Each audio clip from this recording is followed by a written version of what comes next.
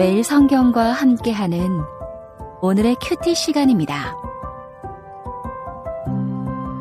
5월 9일 오늘의 말씀은 사무엘상 1장 19절에서 28절입니다.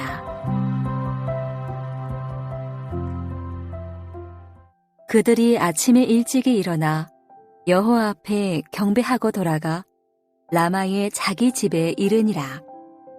엘가나가 그의 아내 한나와 동침하매 여호와께서 그를 생각하신지라. 한나가 임신하고 때가 이름에 아들을 낳아 사무엘이라 이름하였으니 이는 내가 여호와께 그를 구하였다 함이더라. 그 사람 엘가나와 그의 온 집이 여호와께 매년제와 서원제를 드리러 올라갈 때에 오직 한나는 올라가지 아니하고 그의 남편에게 이르되 아이를 젖대거든 내가 그를 데리고 가서 여호와 앞에 뵙게 하고 거기에 영원히 있게 하리이다 하니 그의 남편 엘가나가 그에게 이르되 그대의 소견에 좋은 대로 하여 그를 젖대기까지 기다리라. 오직 여호와께서 그의 말씀대로 이루시기를 원하노라 하니라.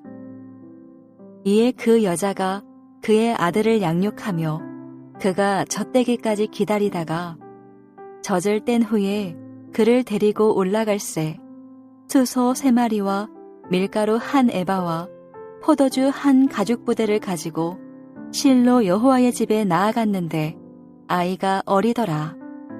그들이 수소를 잡고 아이를 데리고 엘리에게 가서 한나가 이르되 내 주여 당신의 사심으로 맹세하나이다. 나는 여기서 내 주 당신 곁에 서서 여호와께 기도하던 여자라.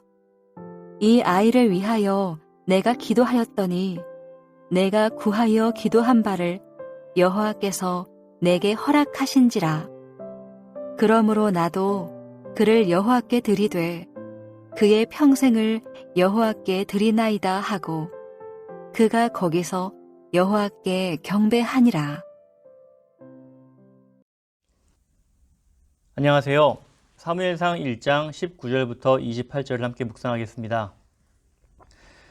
사무엘상의 시작은 한나 이야기로 시작합니다. 1장 1절부터 18절까지는 한나의 간절한 기도가 나왔습니다. 그렇다면 자연스럽게 독자의 관심은 하나님께서 어떻게 한나의 기도에 응답할 것인지에 쏠립니다. 하나님의 응답은 여호와께서 그를 생각하셨다로 실현됩니다. 여기서 그는 한나입니다. 생각하다라는 단어는 1장 11절에 한나가 자신을 기억해달라고 한 기억하다와 똑같은 히브리어 단어입니다. 1장 11절에서 한나는 여호와께 자신을 기억해달라고 잊지 말아달라고 기도한 것이 응답되었습니다. 여호와께서 한나의 기도를 들으시고 그녀를 기억하심으로 응답하신 겁니다. 이후 한나는 아이를 잉태하고 아들 사무엘을 낳습니다. 이로써 한나의 깊은 원통함과 고통이 온전히 해결됩니다. 사무엘서의 긴 이야기가 한나라는 여인의 이야기로 시작하는 이유가 무엇일까요? 사무엘서 저자는 고난 속에서 적극적으로 하나님께 기도한 한나의 모습을 이스라엘의 모습과 연결시키고 있습니다. 고난의 상황이 발생했을 때 문제의 해답은 여호와께 구하는 데 있음을 말하기 위함입니다. 우리도 마찬가지입니다. 신앙생활은 거창한 것이 아닙니다. 자신의 삶에 주어진 작은 도전에 믿음으로 반응하는 것입니다. 물론 고난의 상황을 맞이하면 믿음을 선택하기가 쉽지 않습니다. 하지만 내게서 해답을 찾을 수 없다고 생각이 들 때 우리의 참 부모이신 하나님께 손을 내밀어 간절히 기도하면 좋겠습니다. 21절부터 28절은 한나가 오랜 기다림 끝에 얻은 사무엘을 하나님께 드리는 장면입니다. 화장실 들어갈 때와 나올 때 마음이 다를 수 있습니다.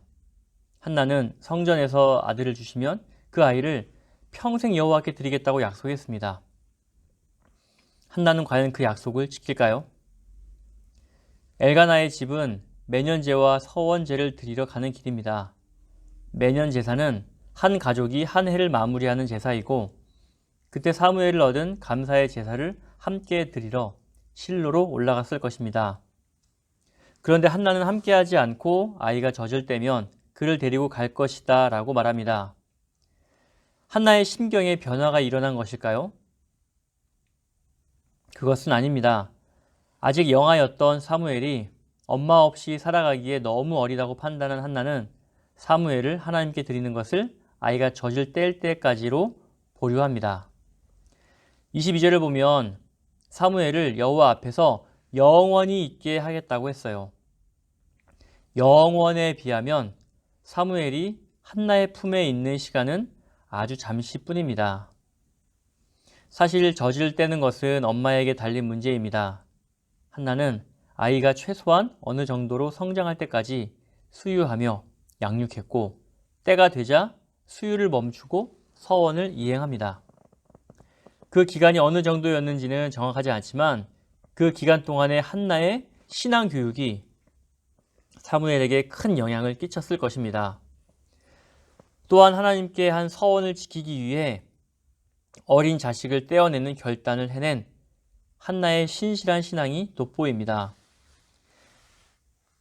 24절을 보면 한나가 사무엘을 데리고 성전에 갔을 때 아직 사무엘이 어렸다라고 말하고 있어요.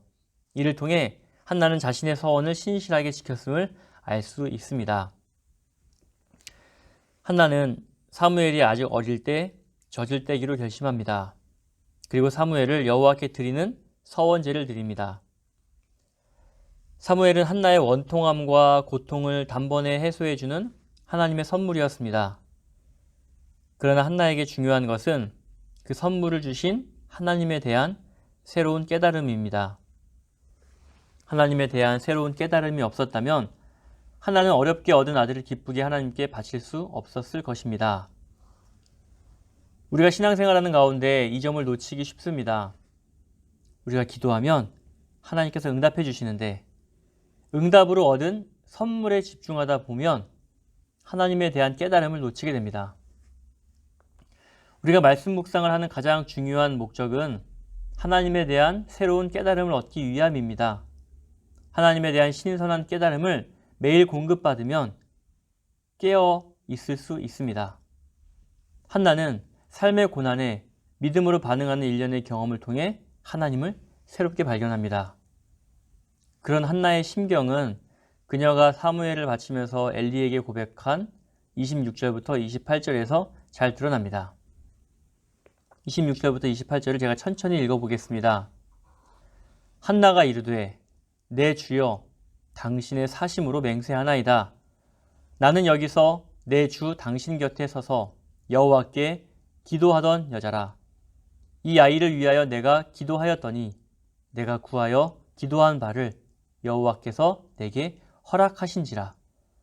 그러므로 나도 그를 여호와께 드리되 그의 평생을 여호와께 드리나이다 하고 그가 거기서 여호와께 경배하니라.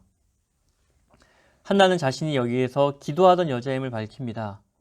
그리고 아이를 위하여 기도하였고 여호와께서 기도를 허락하셨음을 말합니다.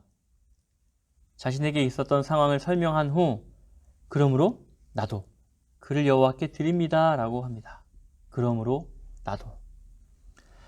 한나에게 그러므로가 있기 때문에 어렵게 얻은 아들을 하나님께 기꺼이 드릴 수 있는 것입니다. 마음이 너무 괴로워서 하나님께 기도하며 통곡했고 아들을 달라 기도했습니다. 아들을 주시면 하나님께 드리겠다고 서원했습니다.